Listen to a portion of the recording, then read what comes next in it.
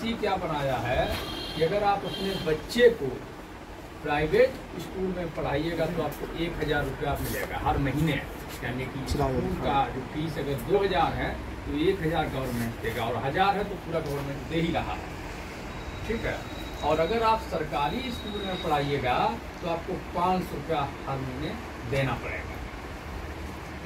जब ऐसा पॉलिसी होगा तो आप क्या करिएगा, बच्चे को प्राइवेट स्कूल में पढ़ाएंगे।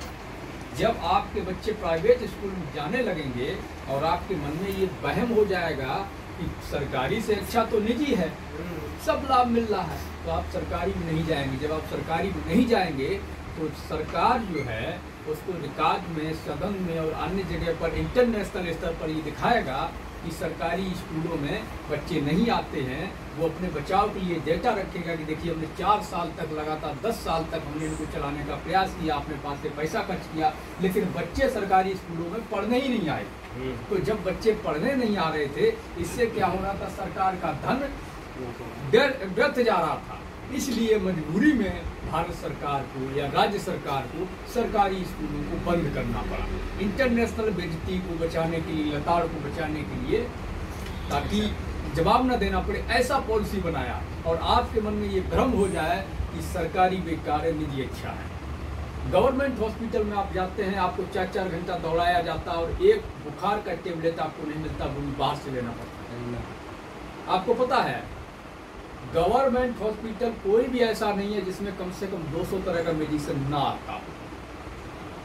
किसी भी बीमारी का मेडिसिन ना हो ये संभव नहीं। क्या होता है उसका होता ये है कि कुछ को बिकवा दिया जाता है और पूरे बाकी के बचे हुए स्टॉक को एक ट्रक में लोड करवा करके जो होता है, एक डंपिंग स्थल होता है जहाँ मेडिसिन डंप किया जाता है, वहाँ जाकर के डंप करवा दिया जाता है, उसको दबवा दिया जाता है मिट्टी से, पूरे मेडिसिन को। लेकिन आपको नहीं दिया जाता है, आपको लिखा जाता है। क्यों?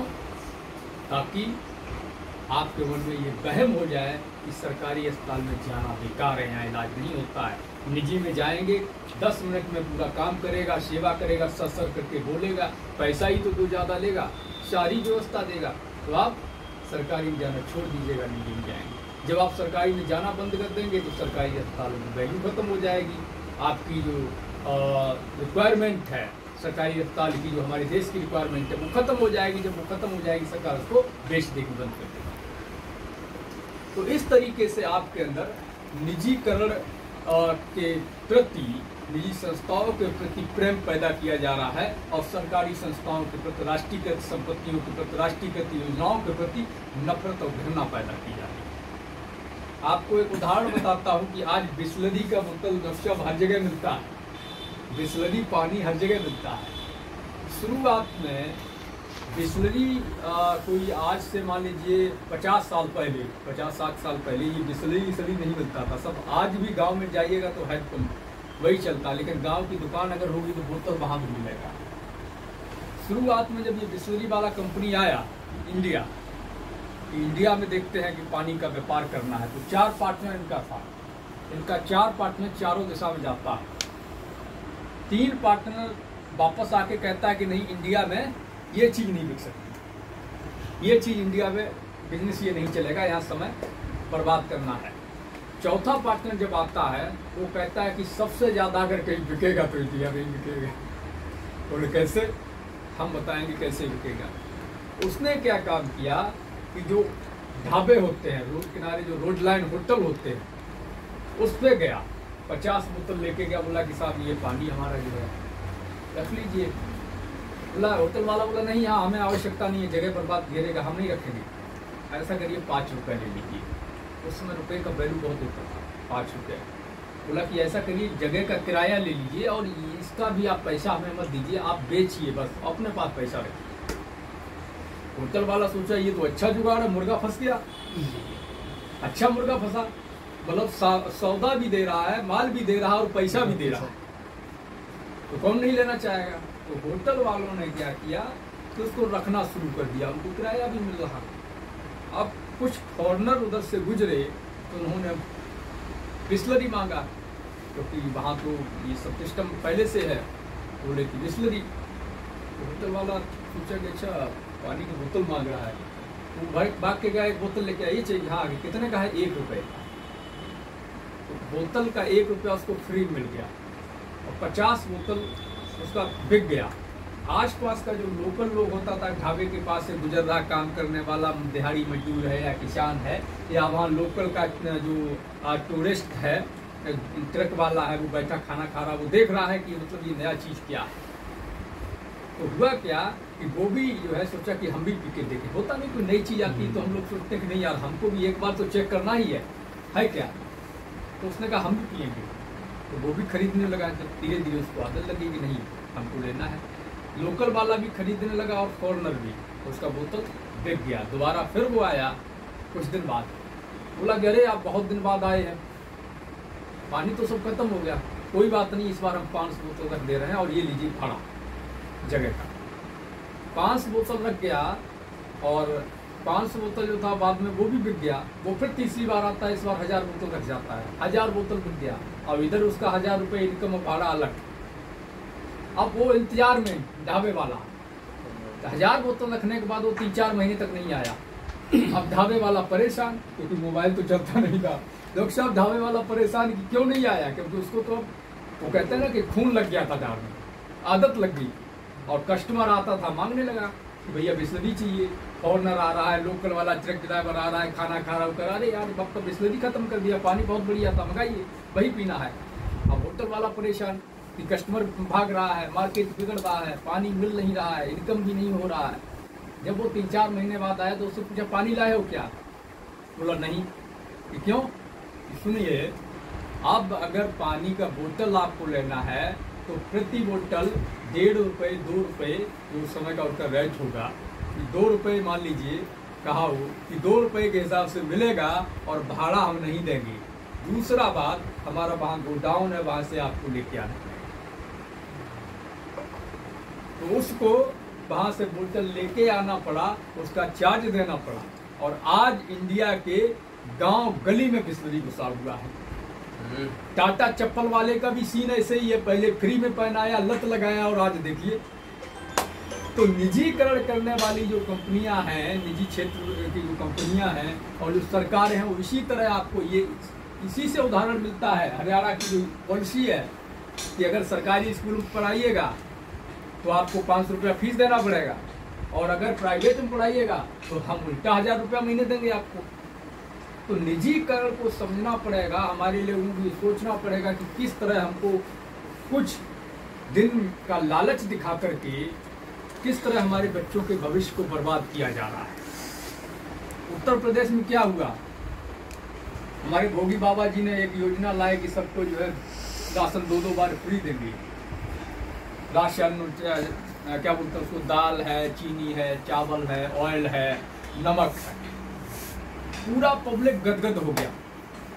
बहुत बढ़िया सरकार, बहुत बढ़िया सरकार है, एकदम से भर्रा के वोट दे दिया सरकार। दोबारा आ गया, दोबारा आने के बाद 1-2 महीना चलाया, उसको बंद कर दिया है ना। और ऊपर से कार्रवाई का नोटिस निकाल दिया कि जो अब राशन लिए हैं, जिनका ये क्राइटेरिया है, जिनके घर में टीवी है, फ्रिज है, मोटरसाइकिल है, अगर वो लोग राशन लिए हैं तो जब से कार्ड बनाए तब तक का वसूला जाएगा मार्केट रेट से।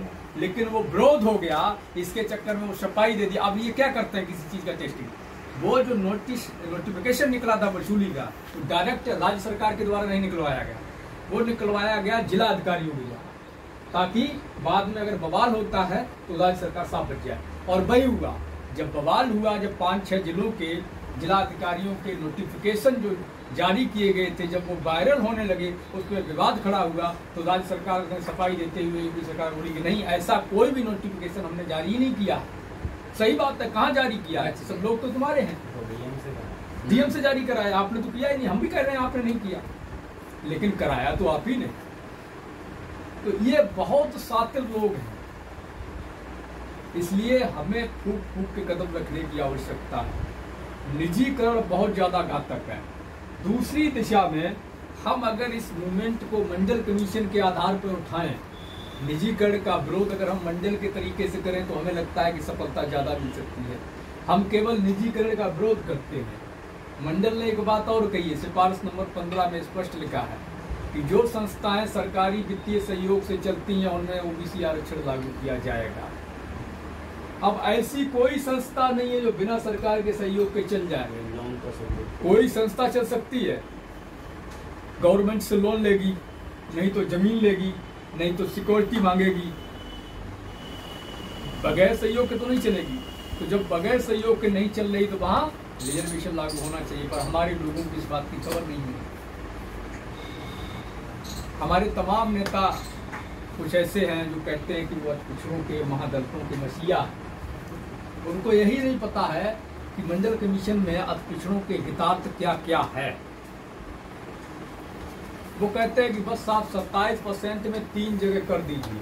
बिहार में तो है, कई राज्यों में है, 3 जगह कर दीजिए। 3 जगह का कोई विरोध नहीं कर रहा है बैकवर्ड का, निश्चित तौर पर कर दीजिए। लेकिन क्या गारंटी है कि जब 3 जगह आप कर लोगे तो आपका हित सिद्ध हो जाएगा, आपको लाभ मिल जाएगा? कोई गारंटी दे सकता है इस बात में? नहीं। आप ये क्यों नहीं उठाते हो कि मंडल कमीशन ने ये कहा है कि नदियों के किनारे की परती का जो हिस्सा है 1 किलोमीटर तक का, उसका मालिकाना हक निषाद मल्लाह होगा। जब मल्लाह मालिक होगा नदियों का, तो उससे जो भी पदार्थ निकलेगा, चाहे रेता निकले चाहे सोना निकले, उसका होगा। ठेका उठेगा तो मल्लाह उठाएगा, जिसको चाहेगा देगा, नहीं चाहेगा नहीं देगा, खुद रेता निकालेगा, खुद मेहनत करेगा। मछली पालन होगा तो उसमें से जो मछली जितना भी मार्केट में जाएगा, सरकार खरीदे चाहे निजी लोग खरीदें, उसका सीधा लाभ मल्लाहों को मिलेगा। लेकिन शायद उन्होंने कभी मंडल कमीशन को पलट के पढ़ा नहीं। तो लाभ इसमें ज्यादा है कि केवल 27 का 3 कर दीजिए, जो मिल ही नहीं रहा है पूरे को जो मिल ही नहीं रहा उसको 3 कर दीजिए, उसमें लाभ है। आप 3 करा लीजिए, हम भी साथ हैं, लेकिन ये मांग भी तो उठाइए। ये भी मंडल कमीशन में कहा गया है कि जो तटी इलाके के मल्लाह हैं, नवबौद्धिस्ट हैं, गुजरात के गद्दी हैं, महाराष्ट्र के नवबौद्धिस्ट हैं, जम्मू कश्मीर के गुर्जर हैं, और ऐसी तमाम समकक्ष जातियां पर सीमन किया जाना चाहिए। इनके जो लोकसभा विधानसभा क्षेत्र आरक्षित की जानी चाहिए। किताब हमारे पास में, हम आपको पढ़ा देंगे। बगैर पढ़े, बगैर जाने किसी चीज को बोलने का कोई मायने नहीं है। आप क्यों नहीं मांग करते हो कि हमारा अधिकार हमें दीजिए? क्यों? क्योंकि आपको मंडल कमीशन के आधार पर मांग करने में तकलीफ है। तकलीफ इसलिए है कि आपको जो संघ द्वारा नफरत आपके अंदर पैदा कर दिया गया है अपने ही भाइयों के खिलाफ, वो आपके अंदर घर कर गई है। तो उससे निकलना पड़ेगा। अगर समाज का हित देखना है तो ओबीसी का मतलब ओबीसी होता है, ना आहिर होता है, ना कोयरी होता है, ना कुर्मी होता है। जब हम ओबीसी की बात करते हैं तो हम ओबीसी होते हैं। अगर हमें वास्तव में मंडल कमीशन लागू कराना है, जातिवार जनगणना कराना है, तो आपस में दर्द का रिश्ता कायम करना होगा। जाति का और खून का जो रिश्ता है वो कभी भी सामाजिक न्याय के आंदोलन को खड़ा नहीं होने देगा जब तक दर्द का रिश्ता कायम नहीं होगा। जब हमारा और आपका दर्द समान होगा तभी हम आपस में एक दूसरे के लिए लड़ने का काम करेंगे, एक दूसरे के साथ खड़े होने का काम करेंगे। तो इन्हीं चंद शब्दों के साथ मैं अपनी बात को समाप्त करता हूँ। जय भीम, जय मंडल, जय जोहार, जय शंकर।